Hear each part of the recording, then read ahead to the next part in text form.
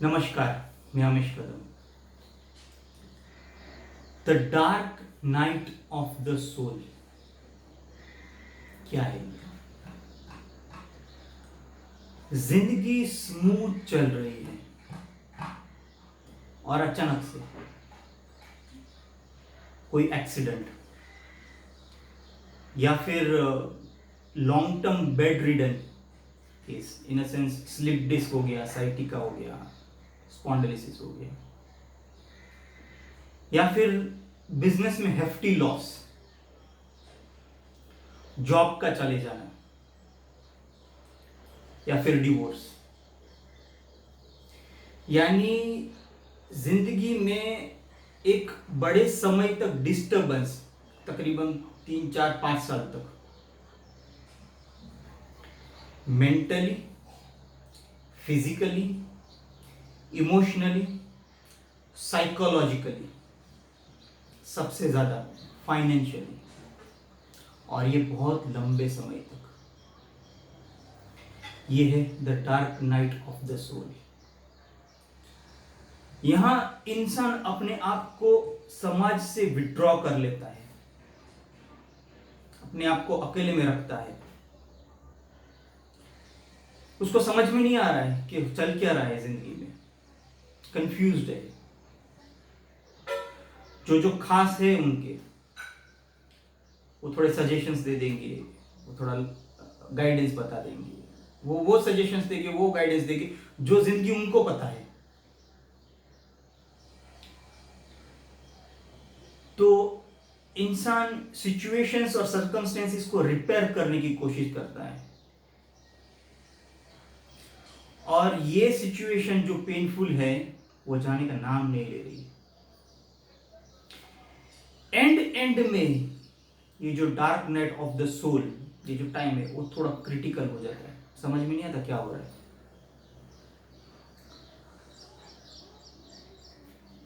मेरी लाइफ के एग्जांपल से मैं बताता हूं।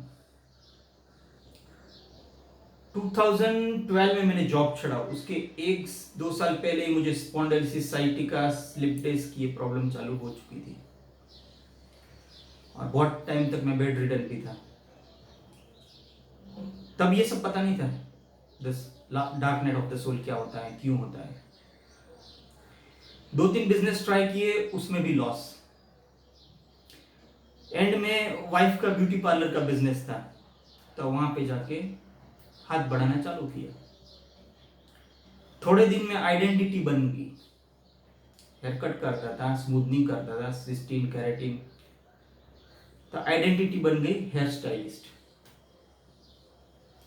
कभी वाइफ के साथ शादी में गए, मेकअप किया, आई शेडो करके दी, बेस बना के दिया, कॉन्टोरिंग, ब्लश ऑन, ये सब करके दिया। तो थोड़े टाइम के बाद आइडेंटिटी बन गई मेकअप आर्टिस्ट। अभी ये सब तो टेम्पररी आइडेंटिटी है या फिर लॉन्ग टर्म आइडेंटिटी है, कुदरत को पता। हम वो करते हैं वो टाइम पे हमें समझ में आता है। बीच में कभी मैं मेडिटेशन कर लिया करता था, किसी ने बताया कि धम्मगिरी चले जाओ। धम्मगिरी एक इंटरनेशनल मेडिटेशन सेंटर है, वहां पे मेडिटेशन सिखाते हैं, तो 2 बार वहां पे भी जाके आए। किसी ने बोला भागवत गीता, तो हाँ, भागवत गीता भी पढ़ना चालू किया। वहां से मुझे एक्चुअल में ज्यादा इंस्पिरेशन मिला, समझ में जिंदगी ज्यादा वहां से आई, भागवत गीता से। किसी ने कुछ और मॉडलिटीज कही, किसी ने एनएलपी बताया, किसी ने एक्सेस कॉन्शियसनेस बताया, तो वैसे वैसे हम मॉडलिटी सीखते गए। किसी ने चक्रा का नॉलेज दिया, तो चक्रा सीख लिया। भागवत गीता में अध्याय 7 श्लोक नंबर 9 श्री कृष्ण बोलते हैं कि तपस्वी के लिए मैं तप हूं, तपस्वी के लिए मैं तप हूं। और मैंने ये पकड़ लिया साइकोलॉजिकली। तपस्या मार्ग उत्तम मार्ग है। जब सब रास्ते बंद हो जाए, तपस्या मार्ग चुनना चाहिए इंसान ने। और तपस्या मार्ग यानी मैं ये नहीं बोल रहा हूं कि ऑरेंज कपड़े पहनो, घर छोड़ के निकल जाओ, नहीं। मेडिटेशन घर पे, समाज में रहो, मेडिटेशन करो, तपस्या करो। तो ऐसे बहुत सारे साल, 5-6 साल तपस्या, मेडिटेशन करते रहा। कभी रेकी सीखी, रेकी करते रहा।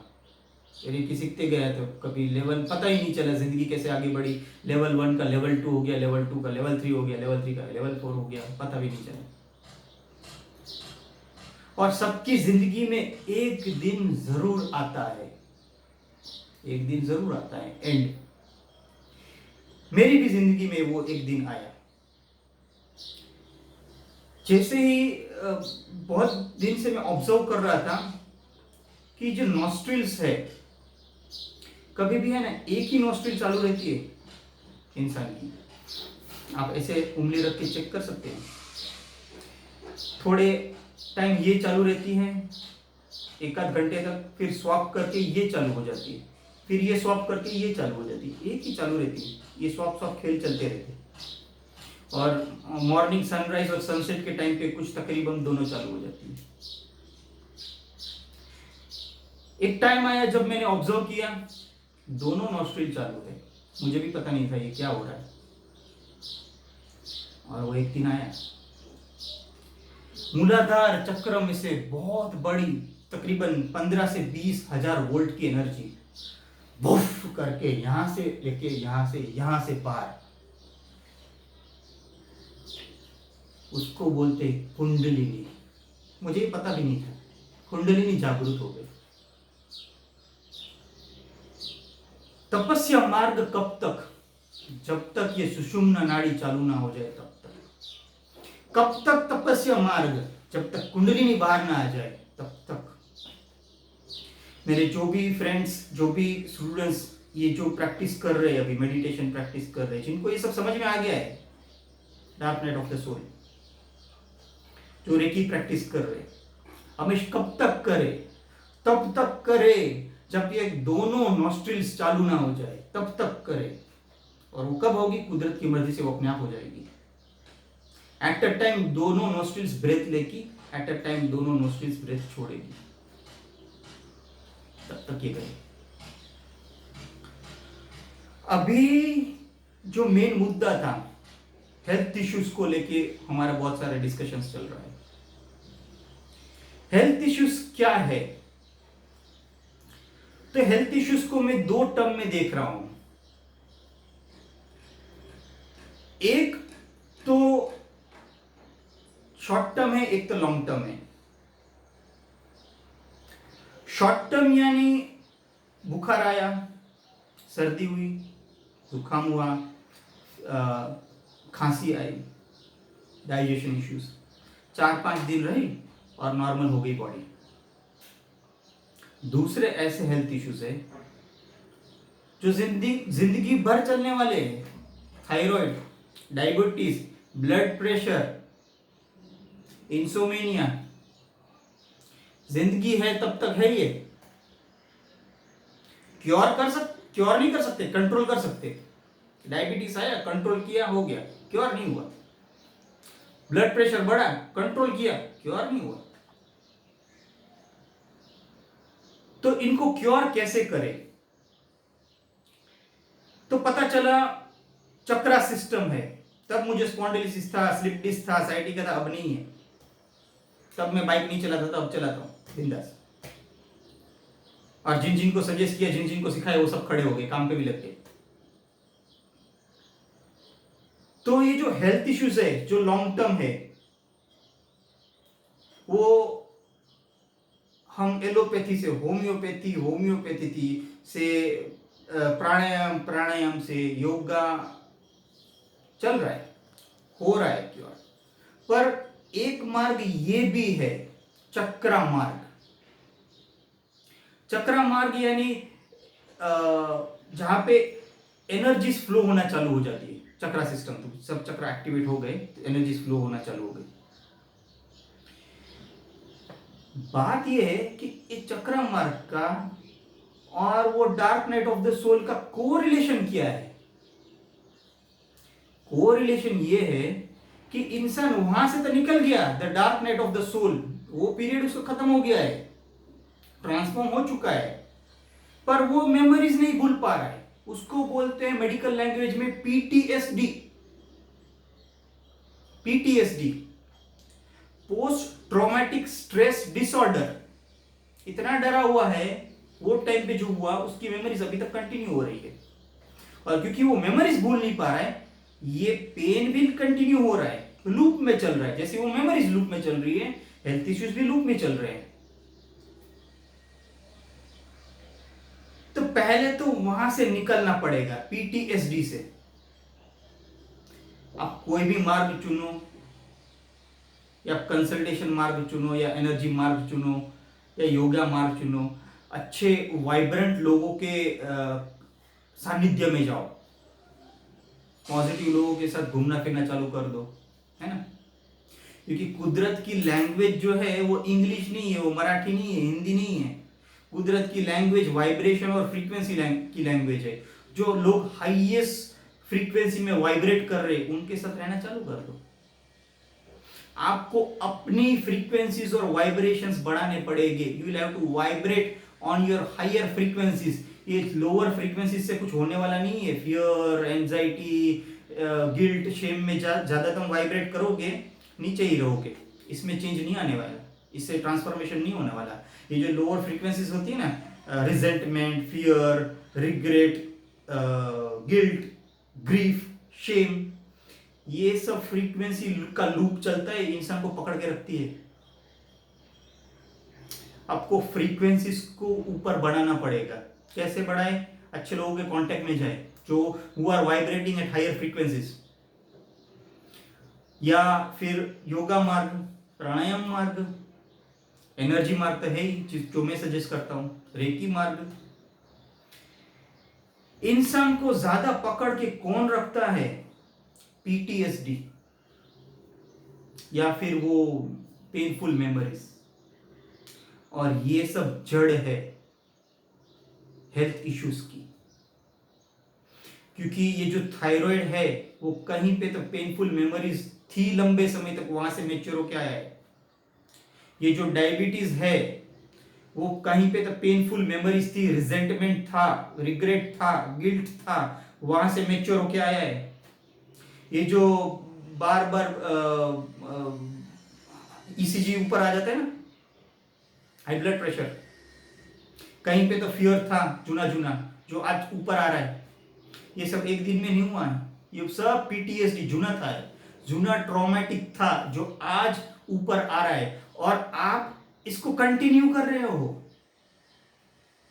जूनी मेमोरी से आप उसको कंटिन्यू कर रहे हो। वहां से निकलना पड़ेगा, इमोशनल ब्लॉकेजेस में से निकलना पड़ेगा, तो फिजिकल ब्लॉकेजेस में से निकल जाओगे। इमोशनल मेमोरीज से निकलना पड़ेगा, तो फिजिकल मेमोरीज से निकल जाओगे। इसीलिए मैं ज्यादा ध्यान देता हूं इस पे, इमोशंस कौन से ट्रैप्ड थे, क्योंकि वो ट्रैप्ड इमोशंस फिजिकल एलिमेंट्स को बना रहे हैं।